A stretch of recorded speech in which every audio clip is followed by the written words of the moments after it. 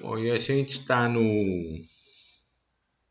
ainda naquele capítulo, né, em que eles estavam conversando, né, as equipes estavam sendo formadas para um novo trabalho que envolvia a preparação de reencarnação de muitos e muitos espíritos, né, que de alguma forma estariam ligados, né, a esse processo de transição planetária, né. Então nós vimos as reuniões de reencontro dos pais encarnados com os espíritos daqueles que seriam seus filhos, o trabalho dessa começo de relacionamento, né? Vimos como se dava a concepção, né? O trabalho, todo o trabalho da espiritualidade, né? Envolvendo a concepção, a ligação do espermatozoide com o óvulo, tudo, e a gente continua ainda nas percepções do nosso Manuel Filomeno de Miranda, né, que fazia parte dessa equipe em relação a esse trabalho. Era-nos motivo de imenso júbilo podermos acompanhar os procedimentos em torno da grande transição que lentamente se instalava na abençoada casa terrestre, ensejando a renovação de milhões de espíritos que ainda se encontravam sujeitos à ignorância das leis da vida, assim como outros que permaneciam enrodilhados em compromissos infelizes de que tinham dificuldade de libertar-se.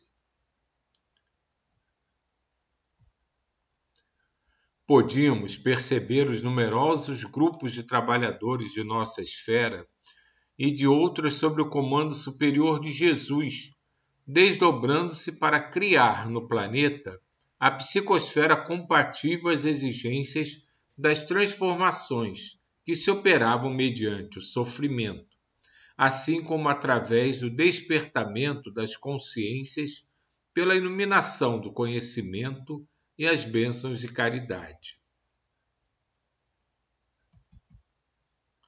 Os grupos espíritas, afeiçoados à verdade, e os trabalhadores responsáveis pela realização do bem geral passavam a receber informações especializadas a respeito da conduta dos seus membros, como aliás sempre ocorreu, de forma que pudessem criar o clima mental e emocional para enfrentar os cataclismas que, por outro lado, aconteciam mais frequentemente, acelerando o processo de crescimento das vidas em amor e paz.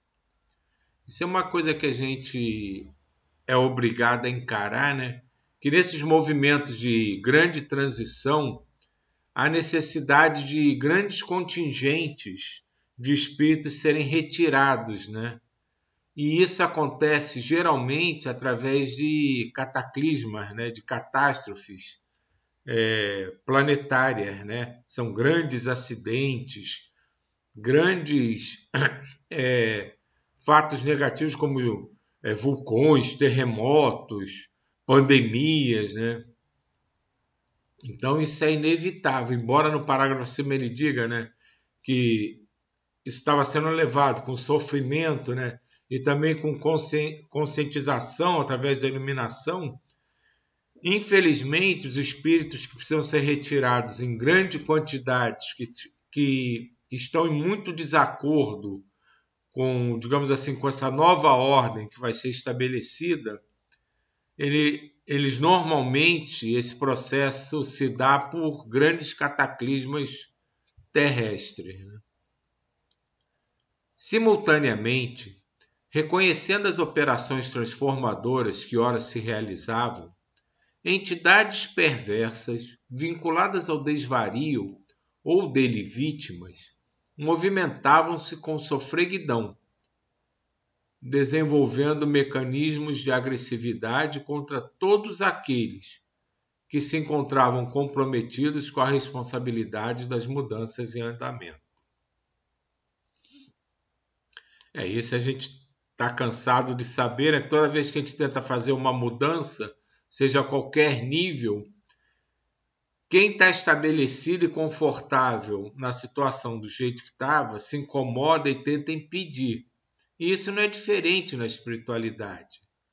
Então, quando se começa um movimento de mudança dos paradigmas, de tentativa de mudança do padrão vibratório do planeta, aqueles espíritos que se compraziam com a situação atual se sentem incomodados e tentam, de alguma forma, evitar que isso aconteça, né? Isso é mais ou menos como as provações que a gente passa quando você se decide a mudar de atitude, mudar de. Parece que alguém sempre te puxa para trás, é mais ou menos a mesma coisa, não? É mais ou menos a mesma coisa. Por exemplo, se você leva um estilo de vida, caminha dentro de uma esfera vibracional e de repente você começa a despertar e querer sair, tanto tem os teus chamados, digamos assim, da tua própria memória, né, que te relembram, né, daquelas situações, como antigos companheiros, né, que não admitem assim que você vai embora. Mas como assim? O meu parceiro está indo embora, está me abandonando. Então, tanto tem a própria memória nossa, né, nos lembrando disso, como antigos companheiros que vivenciavam junto conosco aqueles momentos também tentam te chamar de volta, né? É mais ou menos o mesmo mecanismo. Só que nesse caso, eles partem para agressão mesmo, eles não querem que aquilo aconteça de jeito nenhum. Então eles vão tentar de todas as formas que eles puderem destruir esse trabalho. Ok. Aqui, como ele diz aqui, ó. Ciladas habilmente organizadas, estereótipos do prazer e estímulos vulgares às sensações passaram a ser inspirados aos multiplicadores de opinião dos grandes veículos da mídia, de modo a perturbar a marcha do progresso, ampliando a área dos desmandos de toda a ordem, especialmente no que diz respeito aos gozos servis e de fácil acesso. Tudo é uma questão de tentar a manutenção da ordem vigente, né? Então, como você colocou, Solange, são sequências, né, de situações muito próximas, muito parecidas mesmo.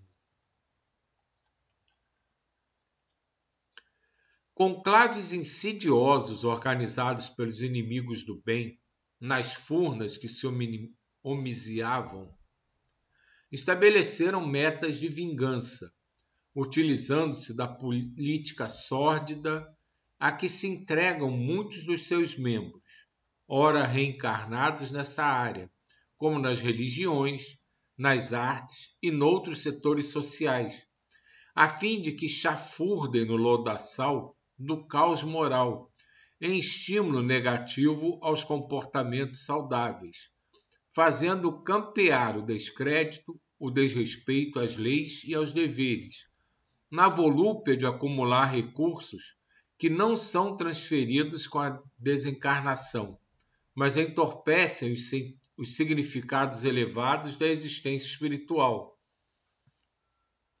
Aqui tem muito a ver com o que você falou, Solange, que eles vão buscar elementos que eram antigos companheiros, né, que estão reencarnados, né, nos vários setores. Ele fala aqui das artes, setores sociais, religião, e tentam estimulá-los a voltar àquele estágio vibracional que eles estavam antes, e assim perpetuar No livro que lê no domingo, tem uma parte que fala isso, né? Uhum.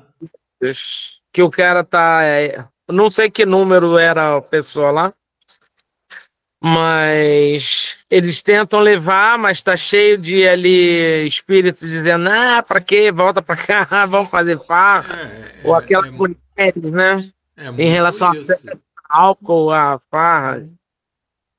Então tem tudo. Então eles vão tentar, já vou olhando aqui para ver tudo que eles puderem tentar para não fazer a coisa acontecer, eles vão tentar. Então, por exemplo, no caso aqui, vamos pegar um exemplo específico, né? Se um deles estivesse começando a descobrir um sentimento diferente, começar a questionar o seu passado, eles iam bombardear ele com todas as lembranças, as máximas lembranças e facilidades que ele poderia ter voltando à vibração anterior.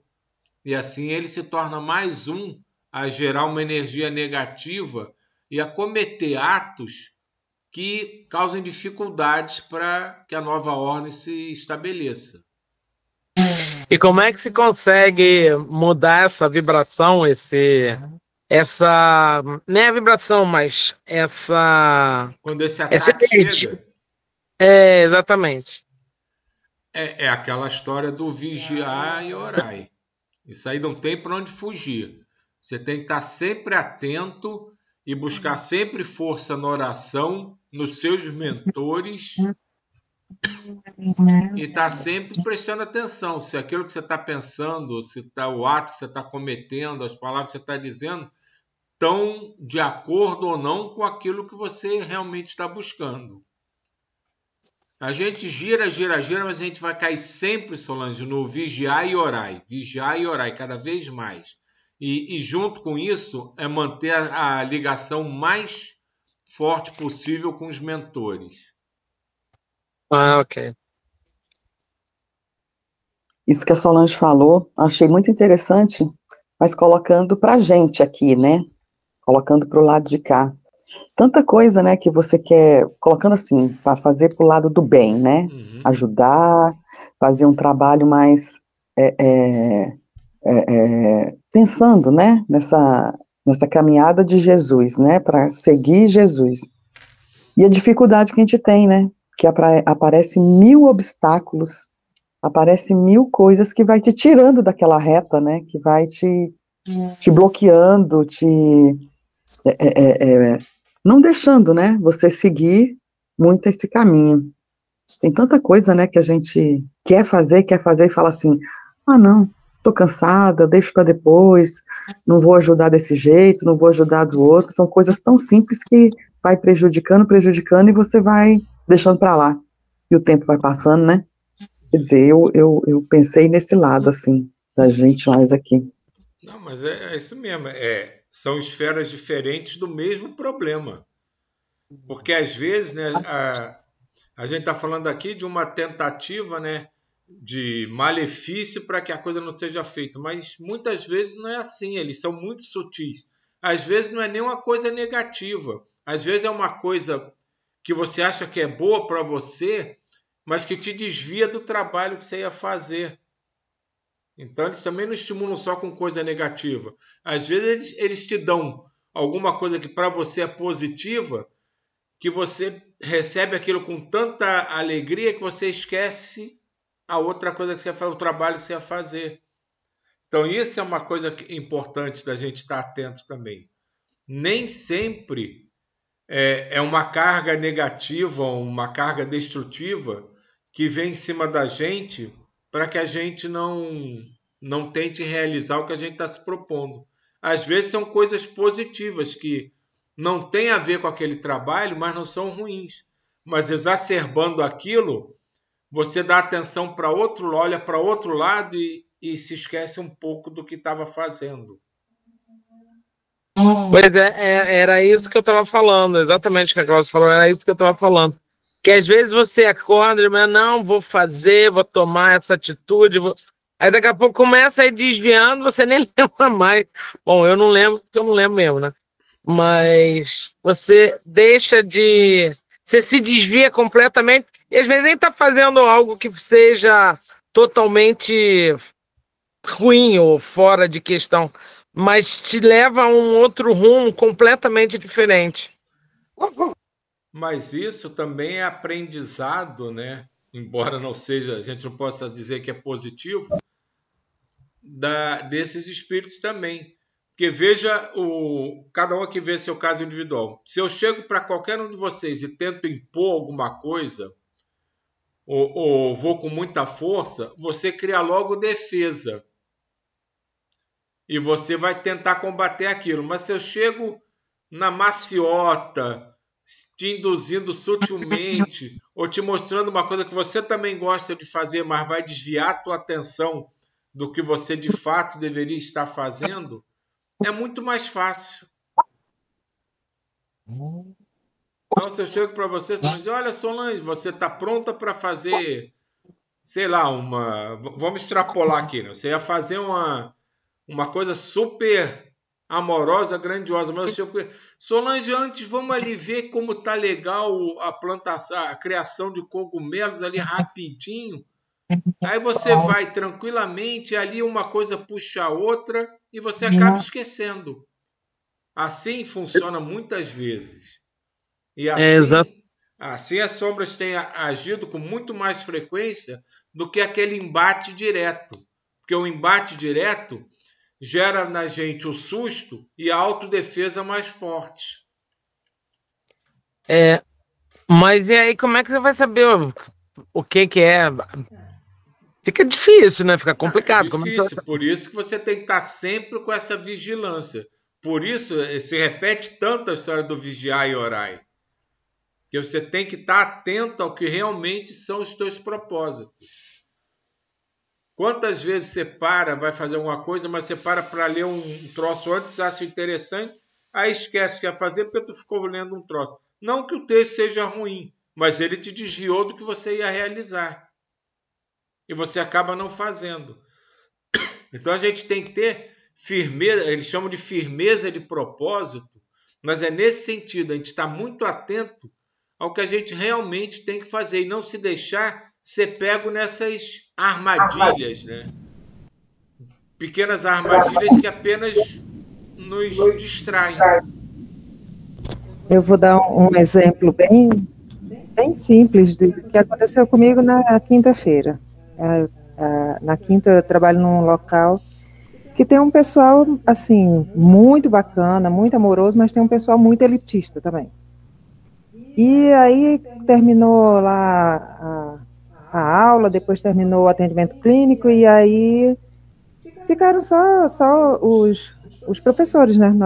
A gente ficou ali conversando, e de repente uma das pessoas começou com um papo assim muito arrogante, né? Com relação a muitas coisas, com relação ao aluno, enfim.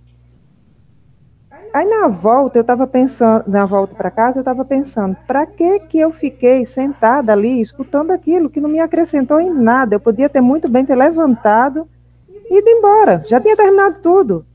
Eu ainda fiquei conversando com algumas pessoas que eu gosto, essa eu nem conhecia direito. Para que fiquei sentada ali? Não tinha para quê, né? Teria levantado e vindo embora, não tinha escutado nada daquelas besteiras, nada daquelas baboseiras. Enfim, são sutilezas, né, que a gente pode realmente, o vigiar e orar, mas às vezes a gente não percebe. Você vai perceber isso depois que já está impregnado de uma energia que não tem a menor necessidade, né. É que a gente se deixa levar às vezes muito fácil pelo cansaço, pela preguiça, vou ficar só mais um pouquinho, vou ver o que vai sair da conversa.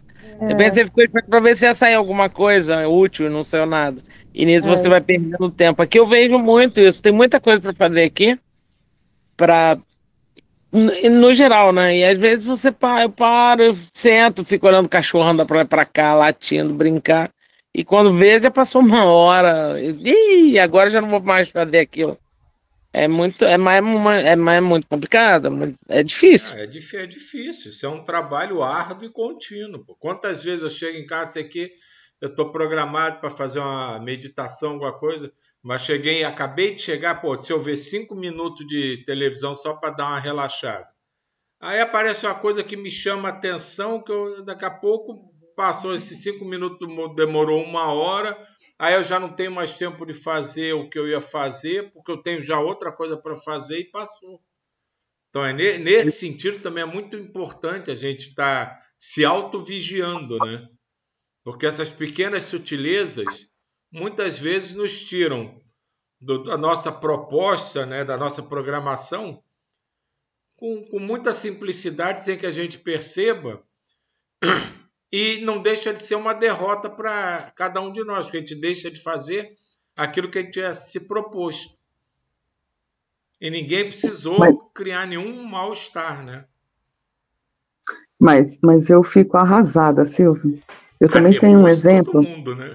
Ah, eu fico arrasada. Olha, o Ismael me apresentou um rapaz, ele chama Fernando. E isso Ismael me apresentou, eu vou colocar 2 anos, o ano da pandemia. E esse rapaz, ele distribui cachorro-quente numa quinta-feira à noite. E era tudo que eu queria, ajudar, fazer, não sei o quê. E liguei para ele, fui lá, conversei com ele, não sei o quê. Falei, não, vou começar, eu vou, não sei o quê. Pergunta que dia que eu fui, Silvio. Nunca fui. Meu Deus, cada dia tinha uma coisa, tinha uma coisa. Aí ele me mandava, ó, Glaucio, nós estamos na casa de fulano, não sei o quê. E para mim aqui seria muito fácil ir lá, ajudar e fazer esse trabalho. Eu sinto falta de trabalho. Uhum. Nunca fui, para te dizer sincero, nunca fui. Aí fui lá, conheci a Associação do Francisco de Assis, muito legal. Silvio, vai fazer 1 mês que eu fui na associação, me propus a fazer um monte de coisa, pergunta se eu fui algum fim de semana. Mas Gente, aí eu fico assim, eu falei, caramba, como é que você não tem uma persistência, não tem um compromisso, sabe? E aí começa a acontecer tanta coisa que vai te tirando daquele, porque é uma coisa boa, você vai lá para ajudar as pessoas, você vai se dedicar, você vai, acho que até a Sani faz isso, né? faz com soco. Você vai fazer um trabalho, pois é, um trabalho, né, vai ajudar muito mais você do que os outros. Menino, que te pergunta que dia que eu fui. Mas Nunca é fui, nunca exatamente isso. fiz. Aí surge uma Nunca, coisa, ai, é um negócio para você resolver, um é uma absurdo. urgência, né? Aqui, uma urgência ali, e vão passando as coisas. E isso vai envolver em cada um de nós, assim, aí vai ser uma guerra interna, né? Porque é de você com você mesmo, né? Não, pô, eu tenho que fazer e você se obrigar a fazer aquilo. Mas assim, não fica fácil, né? A gente está vendo essa movimentação da espiritualidade com menos esclarecimento em relação a esse processo, tentando evitá-lo no macrocosmo. Mas se a gente trouxer para o nosso microcosmo, é a mesma coisa. E a gente cede com muita facilidade, muitas vezes, porque não são coisas desagradáveis para nós que causam essa distração. São preocupações, são coisas que a gente tem que resolver, e aquilo que em algum momento foi uma certa prioridade, a gente coloca segundo plano, porque peraí, porque eu preciso resolver isso agora. O outro eu posso ver depois. Só que o depois fica sempre para depois. E quando a gente se toca, em momentos que a gente está mais tranquilo, todo mundo fica cabisbaixo, né? Caraca, não fiz de novo. Pô, aí fica o que você falou. Como é que eu não consigo realizar isso? Como é que eu não consigo ter força de vontade para fazer isso? É um negócio tão simples que eu quero tanto. Mas é porque a gente se distrai. E às vezes é exatamente por isso, porque é tão simples você diz, não fiz agora, mas depois eu Faço faço. depois. Depois tá que nem a Glaucia falou, 2 anos e ela ainda tá no. Depois eu vou, depois eu faço, depois eu visito, né? Mas é isso que eu sempre falo aqui, quando a pessoa fala, não, cada um no seu tempo. Isso é um perigo. Porque essa história do cada um no seu tempo, a gente cai nisso. Depois eu faço. Isso aqui parece ser mais importante, vou resolver agora. E a gente vai perpetuando a situação. Aí, de repente, vem a lapada, né? Tu tá lá distraído, toma Não, um tapa na cabeça. o tempo é agora, né? Tem que É. fazer agora, não é deixar para depois. Então, isso que a gente ainda tem dificuldade. Mas não é um problema só seu, Glaucia, com certeza. Tá? Se a gente for pegar um por um, a humanidade praticamente inteira, em algum momento, tem esse problema.